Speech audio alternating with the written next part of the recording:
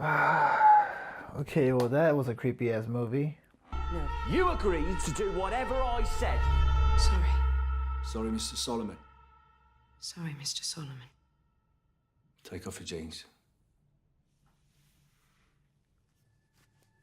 A Dark Song is a movie about Sophia, who is struggling with the death of her son. She's been trying to contact many occultists to try to help her contact her son, but for some reasons they don't want to take this job. But eventually she finds Mr. Solomon, who takes the job for a hefty price, but he doesn't know what her reasons are. So he kind of gets tricked into doing it, but I'm not going to tell you why, because that would just spoil some of the things that happen in the movie. So from the very beginning of the movie, we are kind of told that this is going to take a long time and it's going to be a long process. Because in order for this spell or like ritual to work, it has to be done correctly. From the start, Mr. Solomon has sent her like a bunch of like things to do, like buy a house, make sure that this house is like kind of isolated from everything else. She has to watch her diet. She has to buy like a lot of food rations because they are going to spend a lot of time just inside this house. And then there's a lot of other things that has to be done before this thing can happen. So in a way, I would call this movie maybe like a drama, thriller, mystery, horror, because there are so many elements that are thrown into this movie, but in a way, all those combined work so well for me. This movie is definitely a slow burner. From the beginning, we are told that we need to learn like the rituals and spells dealing with like the triangles, the circles, and the squares.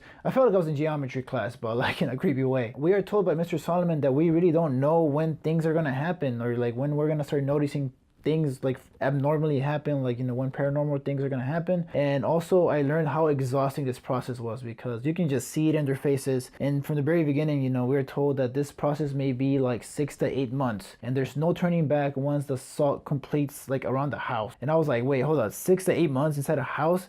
Fuck that, I'm out. But all jokes aside, like I really enjoyed this exploration. Like the whole story is like very unsettling, and it's uneasy to watch at points because we are confounded to the house with just two people, you know. Like there's this guy and then there's this lady, you know, they can't have sex, they can't like eat at certain times, they can do a lot of things, you know, that just kind of like conflicts with each other. Sometimes I felt like the tones clashed a little bit in the movie itself, but it didn't ruin the atmosphere for me. Mr. Solomon, sometimes I just hated him. Like that was his character. He was like such a prick and a douchebag, but at the same time, there were moments where I felt really bad for him. Both performances in the movie itself were really good. I really enjoyed them. And Sophia herself was really good in this movie, but at the same time, I felt bad for her and I wanted to side with her because things were not happening. She started to question Solomon's expertise, you know, like does he know what he's doing? Can I trust him? And especially because Mr. Solomon makes her do like some crazy ass shit. Like you yourself, you know, you're like, why the hell are you doing this stuff with this guy that's making you do like the most insane things?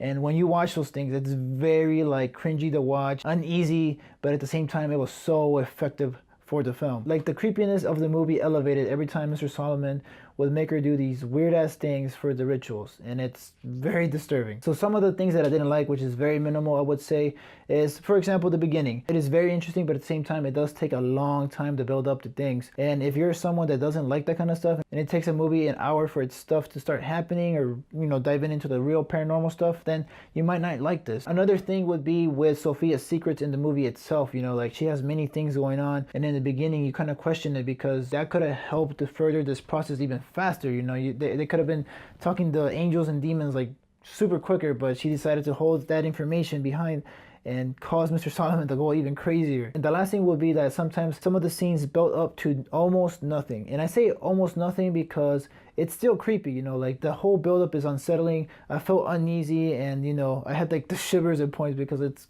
creepy, you know, like I just couldn't believe, you know, things were happening finally. But then, you know, it gets to that point, you're like, oh wait, okay, it was nothing, okay, cool. But at the same time, you want more, you know. I can't really say I didn't like that stuff, but you know, if I had to nitpick, it would be that stuff. I actually like the entire movie as a whole. They talk about angels and demons and how like your guardian angel may come down at some point, because at this point you really don't know who you're going to talk to, a demon or a ghost or a god or your guardian angel. And if your guardian angel does happen to come down, you can ask him for a favor, in this case to talk to Sophia's son. And obviously we eventually get to this realm or world or whatever. We actually do get to see, you know, like these demons, angels and stuff like that, and it was really cool. It was a really cool like transition into this world, but in a very creepy way. The timeline of the 6 to 8 months, you can actually see that reflecting the character's exhaustion. And sometimes they would use like outside shots of like, you know, the weather and how it's transitioning and changing just for a visual aid. And also the visual process of itself, you know, like the drawings, the circles, the way they use the salt, everything in this movie had a purpose. And I really like that. Like nothing is left behind. Every single little detail that you see on the screen means something. And overall, I would say this movie was highly produced and it had very good visuals. There's some CG towards the end of the movie itself, and it actually works for me. It was pretty good and it was pretty like powerful. And also the ending of the movie, I would say, is a kind of a gamble because the director Liam Gavin doesn't go for like the big epic like ending like that you will see in like a demon or like, you know, some type of like Catholic movie where they're fighting off some demon or like entity. They're not pulling out like Bibles or anything like that, but this movie actually goes for like the subtle ending, and it actually works for me. Like it was very effective. I know some people are not gonna like the ending, but in my opinion, it worked very well. It just left me wondering, you know, like what if? So overall, guys, I really enjoyed this movie. I'm definitely gonna watch it again. I would suggest if you guys are into this kind of horror, it is a slow burner, so you know, you guys might not like that, but at the same time, it's very interesting, and I really like that. I was very interesting from the beginning to the end. The whole fact about, you know, contacting the unknown and not knowing what you're gonna get if you're gonna talk to your son or some demon.